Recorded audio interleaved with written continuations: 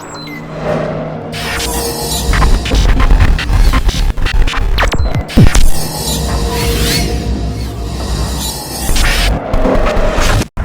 the last 12 months we've been selling on Amazon Japan. It took me about 11 months to enter this market, and now I have a history of 12 months that I can share with you, and all the experiences that we made and the mistakes.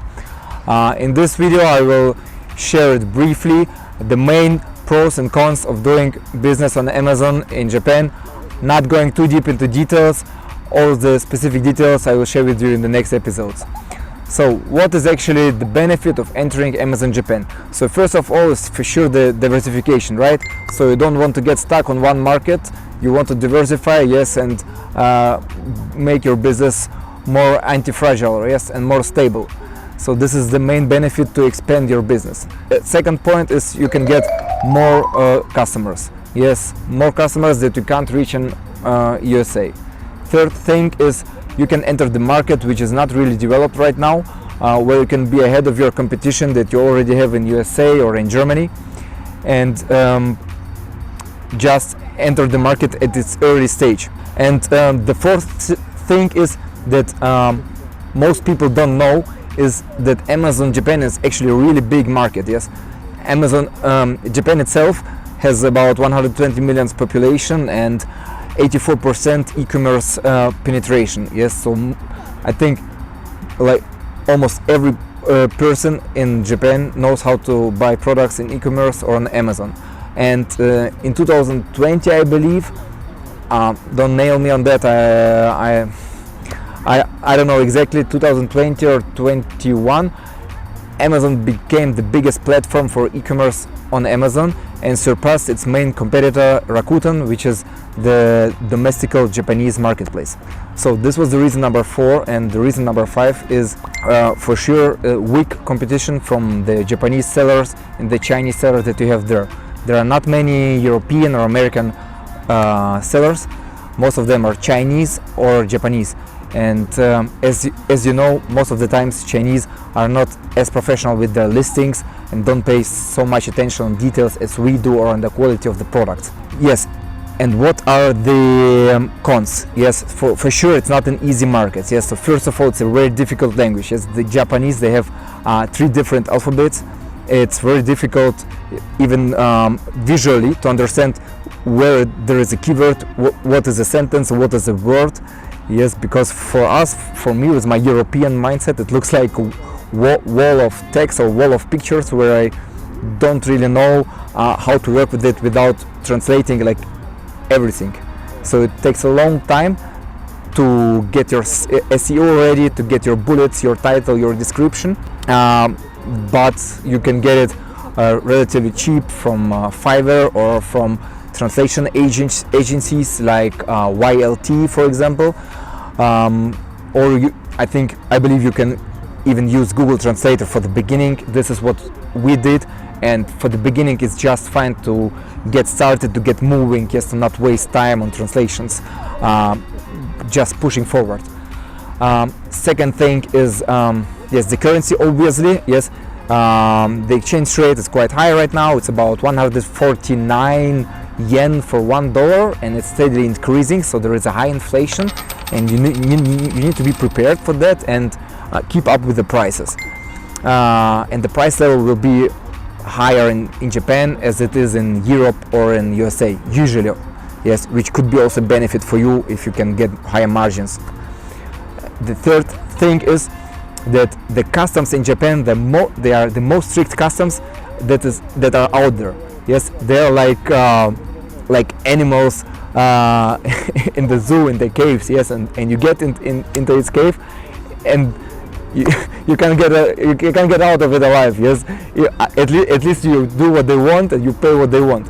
So what is the trick about Japanese customs? Yes, I never saw it only in Japan. They charge customs on your selling price at the time when you import the goods. For example, if you import the products for $10,000 and they charge you consumption tax 10%, they are not charging it on the $10 import value. They are charging it on your selling value, which might be, for example, 40,000. Yes, so it will be 10% on 40,000. It's $4,000 that you need to pay consumption tax for a value of products of 10,000. Imagine that. Yes, so you are obliged, you are pushed to sell it. Yes. Why do they do it? Because they want to eliminate the risk of tax evasion, or which happens in Europe. Yes, which a lot of Chinese sellers do. They just don't pay VAT at the end. So the Japanese customs want to take the consumption tax, which is like VAT in Japan, right at the beginning, so you have no chance of not paying it.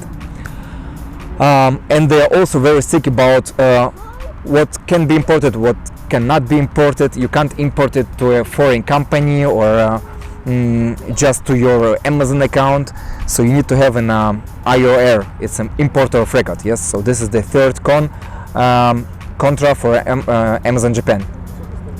It's more difficult to get the goods into Japan. But IOR, it's not difficult. There are a lot of service providers. You can drop me a comment, ask me for one. I can share with you at least 2 or 3 of them, and with different prices, depends on your products. It's maybe one from $50 to $300 on one import. And yes, and the fourth thing about Japan, what is so difficult is actually the customer itself in Japan. You know, they have totally different mentality from ours, and you need to learn the country, understand their mentality.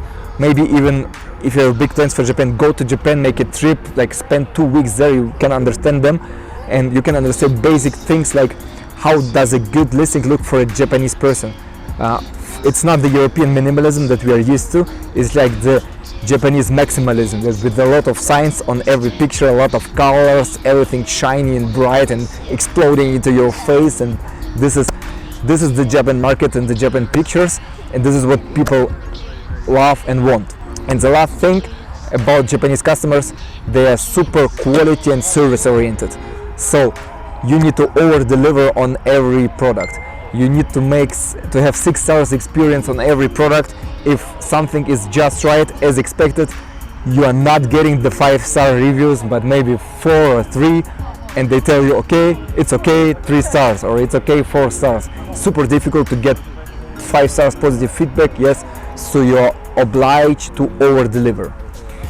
And one more thing, one secret nugget that I forgot to tell you, what is maybe one of the biggest positive moments about Japan right now with the disrupted supply chain in the world. Japan is just super close to China, and you have sea delivery that takes maybe 7 days. It's about the same time that air delivery takes to US or to Germany, including all the preparation and loading times. So imagine that, super quick delivery. You can deliver smaller quantities, and the shipping inside Japan, the FBA fees are like 2 or 3 times lower than in US. So quick and cheap delivery that will help you to test your products very quickly in Japan with small quantities and translations from Google Translator, and then you will have the decision within 1 or 2 months, should you move to Japan or not.